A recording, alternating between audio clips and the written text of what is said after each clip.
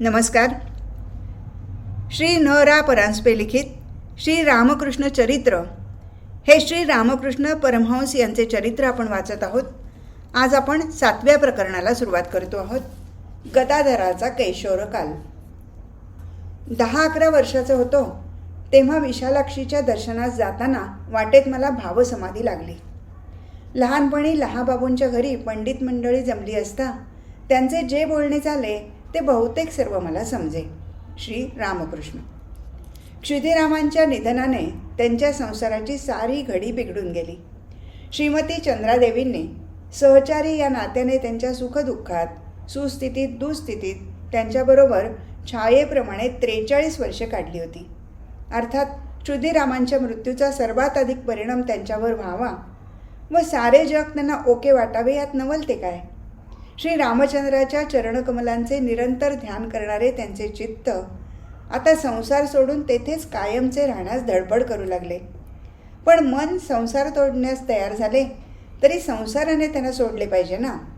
7 वर्षाचा गदाधर व 4 वर्षाची सर्वमंगला त्यांच्या मनाला हळूहळू संसारात पुन्हा ओढू लागली. अर्थातच श्री रामचंद्रांच्या चरणी सर्वस्वी समर्पण करून आपल्या दोन्ही लहान मुलांकडे पाहून पतिनिधनाचे दारुण दुःख कसे बसे विसरण्याचा प्रयत्न करीत चंद्रादेवी दिवस कंठू लागल्या. रामकुमार ज्येष्ठ पुत्र.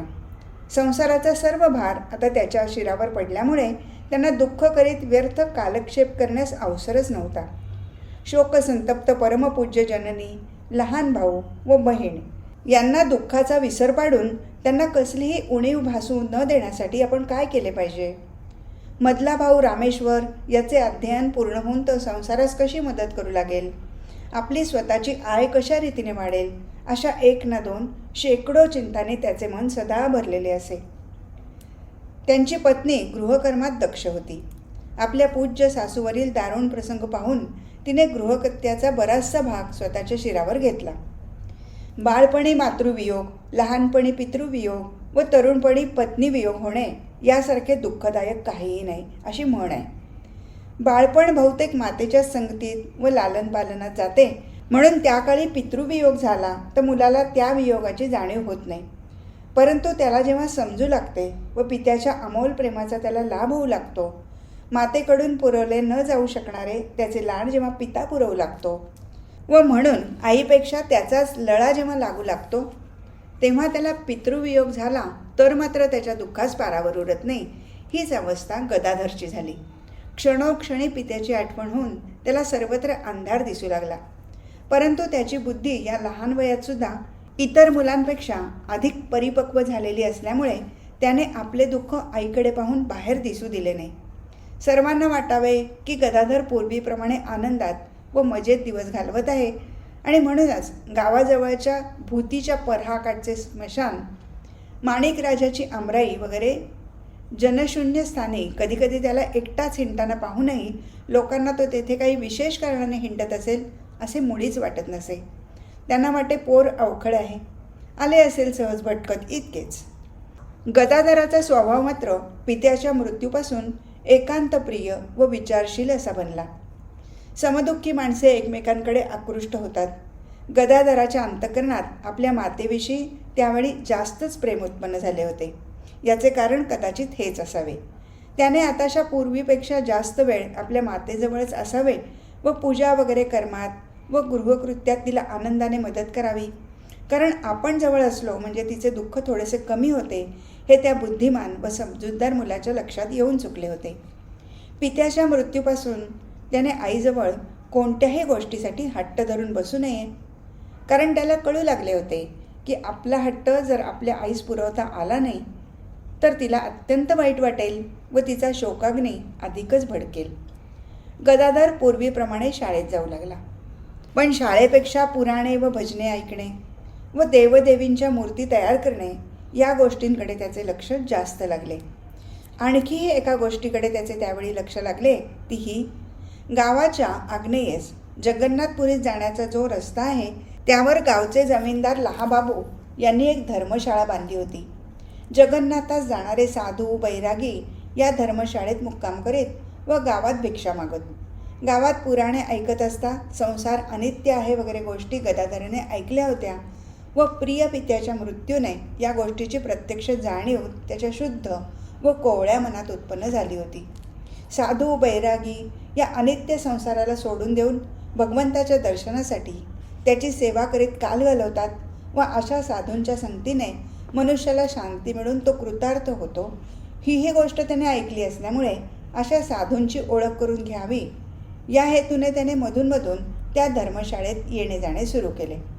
सकाळी व संध्याकाळी धुनीतील अग्नी प्रज्वलित करून ते कसे भगवत चिंतनात निमग्न होतात.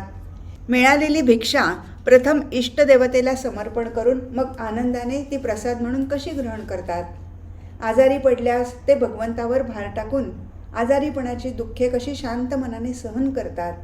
जे मिळेल त्यातच ते कसे संतोष मानतात वगैरे गोष्टी या बुद्धिमान बालकाच्या तीक्ष्ण नजरेतून सुटल्या नाहीत. हळूहळू गदाधराने साधू बैराग्यांची थोडीफार सेवा करण्याचे, त्यांना लाकडे पाणी वगैरे आणून देण्याचे, त्यांच्या जागेची झाडलोट करण्याचे काम सुरू केले व त्यांच्यात तो मिसळून राहू लागला. त्या साधू बैराग्यांनाही या सुंदर बालकाच्या मधुर आचरणाचे कौतुक वाटावे आणि त्यांनी त्याला नाना प्रकारची गाणी, दोहे, भजने शिकवावीत, गोष्टी सांगाव्या, उपदेश करावा व आपल्या भिक्षांनातून काही प्रसाद त्याला खावयास द्यावा. गदाधराच्या 8व्या वर्षी असेच काही साधू त्या धर्मशाळेत बरेच दिवस राहिले होते. गदाधर त्यांच्यात मिसळून वागू लागला व लवकरच त्यांना तो फार आवडू लागला. प्रथम गदाधर धर्मशाळेतील साधू बैराग्यात मिसळत असतो ही गोष्ट कोणाच्या लक्षात आली नाही, पण त्याचा दिवसातील बराच वेळ तेथे जेव्हा जाऊ लागला तेव्हा ही गोष्ट सर्वांस समजली. एके दिवशी बैराग्यांनी काही खावयास द्यावे व घरी आल्यावर त्याने आईला सर्व हकीकत सांगून मला आता भूक नाही असे म्हणावे. प्रथम ही एक प्रकारची साधूंची कृपा आहे असे वाटून तिला काही काळजी वाटली नाही. परंतु एके दिवशी सर्वांगाला विभूती चर्चून, तर एखाद दिवशी टिळे लावून किंवा एखाद्या दिवशी साधूप्रमाणे लंगोटी लावून व पंचा गुंडाळून त्याने घरी येऊन म्हणावे, आई बघ मला साधूंनी कसे सजवले आहे ते. तेव्हा मात्र चंद्रादेवींना काळजी वाटू लागली. त्यांना वाटावे हे साधू फकीर माझ्या गदाधरला फसवून कुठे घेऊन तर जाणार नाहीत ना. एक दिवस गदाधर घरी आल्यावर त्यांचे हृदय उचंबळून आले व त्याला पोटाशी धरून डोळ्यात पाणी आणून त्या म्हणाल्या, बाळ सांभाळ बरे, हे लोक तुला फसवून घेऊन जातील. गदाधरने आपल्याकडून त्यांच्या या भीतीचे निरसन केले, पण त्यांच्या मनातील संशय जाईना. तेव्हा आपल्यासाठी आपल्या आईस दुःख होत आहे हे पाहून गदाधरही म्हणाला, बरे तर आई, आजपासून मी तिथे जाणार नाही, म्हणजे तर झाले ना. हे ऐकून चंद्रादेवींचा जीव खाली पडला व त्यांच्या मनातील भीती दूर झाली.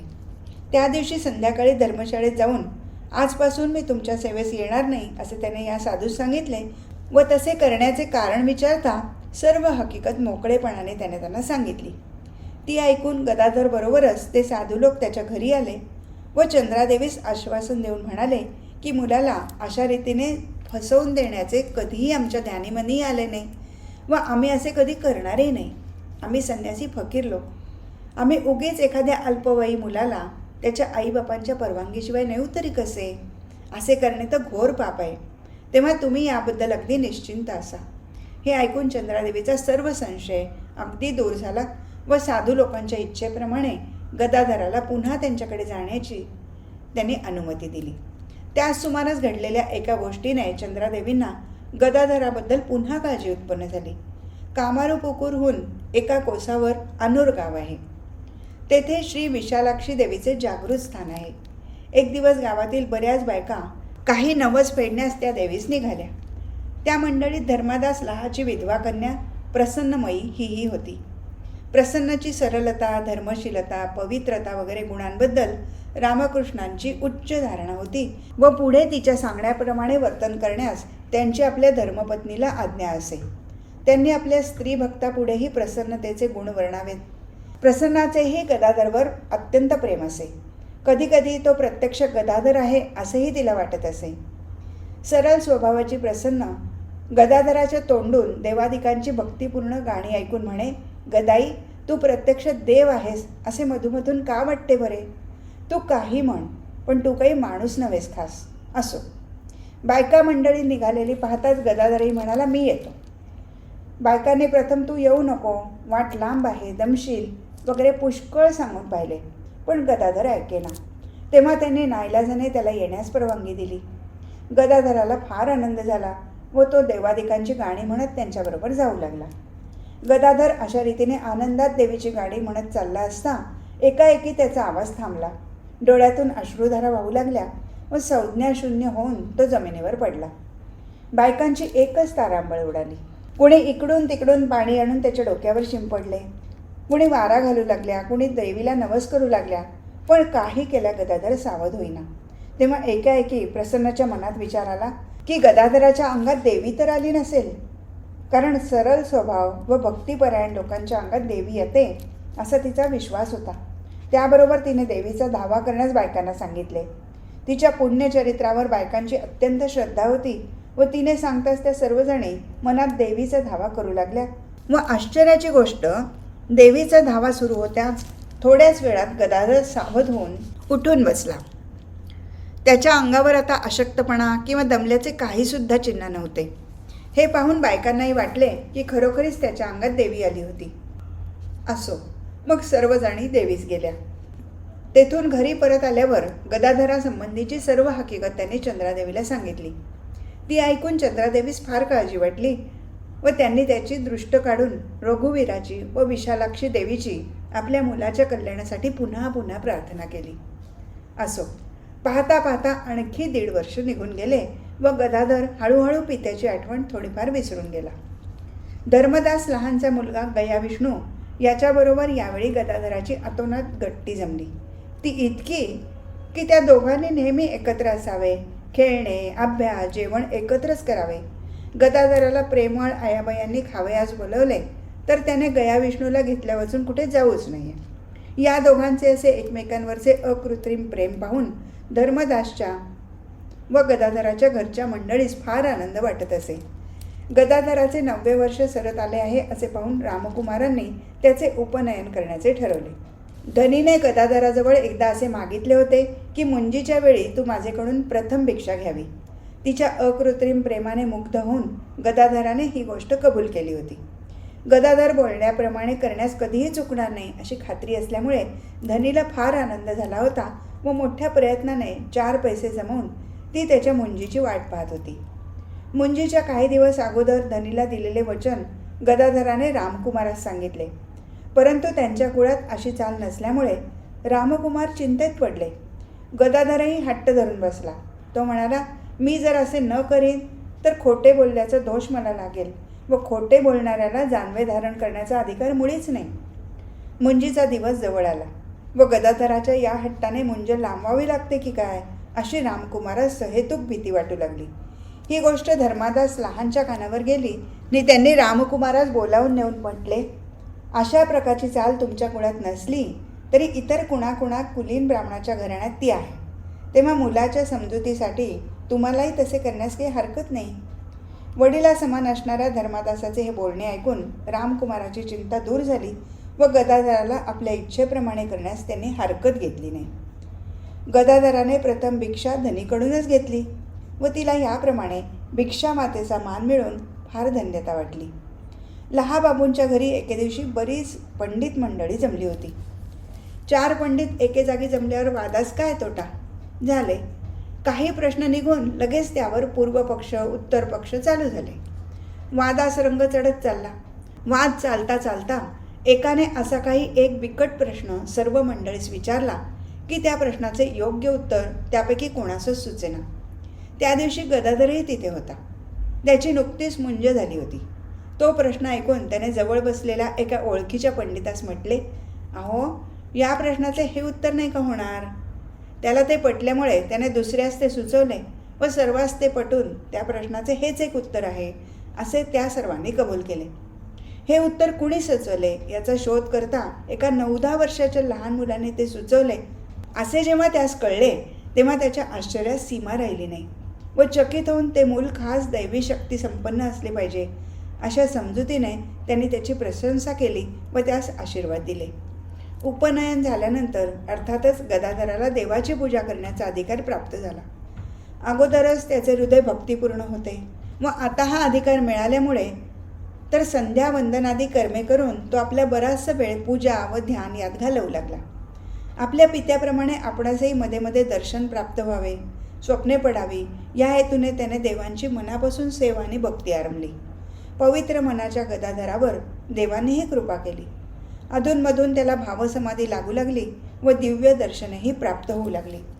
याप्रमाणे गदाधराचा दिनक्रम चालला असता त्या वर्षीचा महाशिवरात्रीचा दिवस आला. गदाधराने त्या दिवशी उपवासी राहून यथाविधी महादेवाची पूजा अर्चा केली. त्याचा सोबती गया विष्णू यानेही उपास केला व रात्री सीतानाथ पाईन यांच्या घरी शिवचरित्रपर नाटक व्हायचे होते, तेथे जाऊन ते पाहत जागरण करायचे असा त्याने बेत केला. पहिल्या प्रहराची पूजा आटपून गदाधर शिवाचे ध्यान करीत बसला होता. इतक्यात त्याचे काही सोबती तेथे आले व शंकराचे काम करणारा मुलगा एकाएकी आजारी पडला आहे, तर त्याच्याबद्दल आज तुला ते काम केले पाहिजे असे गदाधरास म्हणाले. या योगाने पूजेत बिघाड होईल म्हणून मी ते काम करणार नाही असे गदाधर म्हणू लागला. सोबती ते ऐकेनात. ते म्हणाले, शिवाची भूमिका तू घेतलीस म्हणजे तरी तुझ्या मनात शिवाचेच विचार घोळतील आणि ते काही पूजेपेक्षा कमी आहे का? शिवाय आज तू काम केले नाहीस तर लोकांचा किती हिरमोड होईल बरे, याचा काही विचार कर. त्यांचा असा आग्रह पाहून गदाधर कबूल झाला. नाटकाची वेळ झाली. गदाधर शिव सजला आणि शिवाचे चिंतन करीत आपल्या भूमिकेच्या वेळेची वाट पाहत बसला. वेळ येताच तो पडद्याबाहेर आला. त्याची ती रुद्राक्षधारी, जटामंडित, विभूतीभूषित अशी शिवमूर्ती पाहून हा खरोखर शंकरासारखा दिसतो असे सर्वजण म्हणू लागले. पण इकडे शिवाच्या ध्यानात गदाधर इतका तन्मय होऊन गेला की त्याचे भाषण व गाणे बंद पडून त्याला भावसमाधी लागली. सर्व मंडपात एकच गोंधळ उडाला. मंडळींनी गदाधराला उचलून आत नेले व अंगावर पाणी वगैरे शिंपडल्यावर कितीतरी वेळाने तो सावध झाला. त्या दिवशीचे नाटक झाल्या प्रकारामुळे अर्थातच तेवढ्यावरच थांबले. त्यावेळेपासून गदाधराला मध्ये मध्ये भावसमाधी लागू लागली. देवादिकांचे ध्यान करीत असता अथवा देवाची स्तुतीपर गाणी ऐकत असता त्याने इतके तन्मय व्हावे की काही वेळेपर्यंत त्याचे देहभान नष्ट व्हावे. ज्या दिवशी ही तन्मयता अधिक वाढे त्या दिवशी तर त्याचे बाह्य ज्ञान अगदी नष्ट होऊन जाऊन त्याचा देह एखाद्या लाकडी ठोकळ्याप्रमाणे जड होऊन पडावा. सावध झाल्यानंतर विचारतात त्याने सांगावे, ज्या देवतेचे ध्यान मी करत होतो, जिच्या स्तुतीचे गाणे ऐकत होतो, त्या देवतेचे दिव्य दर्शन मला झाले. गदाधराची ही देहभान नष्ट होण्याची अवस्था पाहून त्याची आई व इतर सर्वजण यास फार भीती वाटावी. परंतु त्यांनी जेव्हा पाहिले की या अवस्थेपासून गदाधराच्या आरोग्यात काही बिघाड होत नाही, तेव्हा त्यांची भीती पुष्कळ कमी झाली. गदाधराची धर्मप्रवृत्ती मात्र त्यावेळेपासून अधिकच वाढली.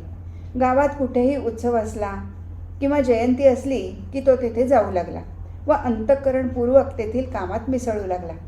अशा रीतीने त्याच्या धर्मप्रवृत्तीची वाढ होत होती खरी, पण त्याचा विद्याभ्यास मागे पडू लागला.